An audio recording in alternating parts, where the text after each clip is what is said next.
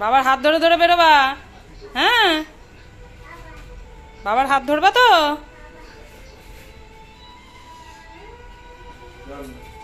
হাত ধরো, হাত ধরো।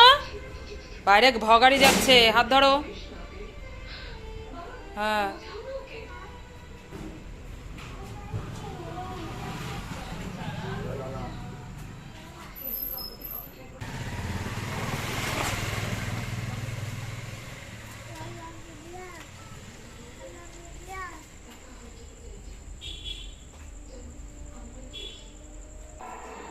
চলে আসলাম একটু বাড়িতে, একটু ঘরের টরগুলো দেখে নিই কীরকম কী কাজ করেছে, তারপরে বেরোবো।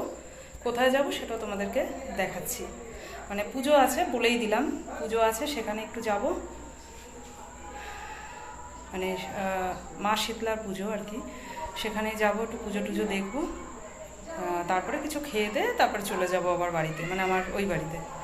তো আগে একটু এখানে চলে আসলাম, একটু দেখে নিই ঘরটরগুলো।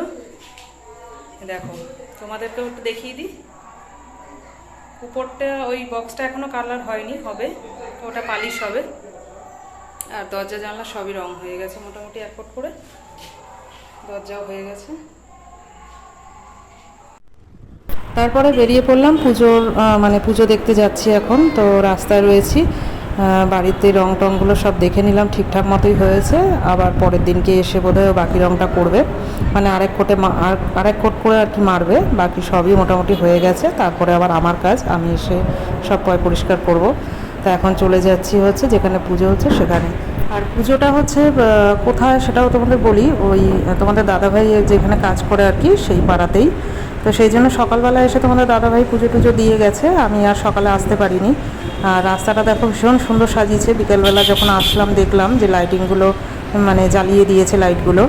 আর আমরা এসছি তখন তো প্রায় 7টা সাড়ে 7টা বেজেই গেছে, তো জ্বালিয়ে দেওয়ারই কথা। আর মন্দিরে পুজো টুজোও তখন হয়ে গেছিলো। তা আমরা ঢুকলাম, একটুখানি দেখে নিলাম ঠাকুরটা। এখানে এই মন্দিরে আমি প্রথম ঢুকলাম, এই মা শীতলার মন্দিরে আমি এর আগে কখনো ঢুকিনি। তো ভালোই হয়েছে, পুজো টুজো প্রায় কমপ্লিট হয়ে গেছিলো। আর একটু খিচুড়ি নিয়ে তারপরে বসেছিলাম তোমাদের বন্ধুরা, মানে দাদা ভাইয়ের এক বন্ধুর বাড়িতে।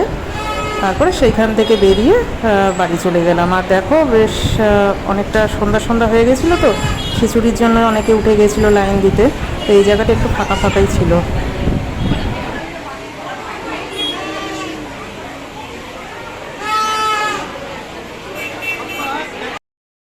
তারপরে এই যে মন্দির থেকে বেরিয়ে গেলাম, আর এদিকে ছেলে একটু বেলুন নেবে বায়না করছিল, তোর বাবা একটু কিনে দিল। তারপরে চলে গেলাম বাড়িতে।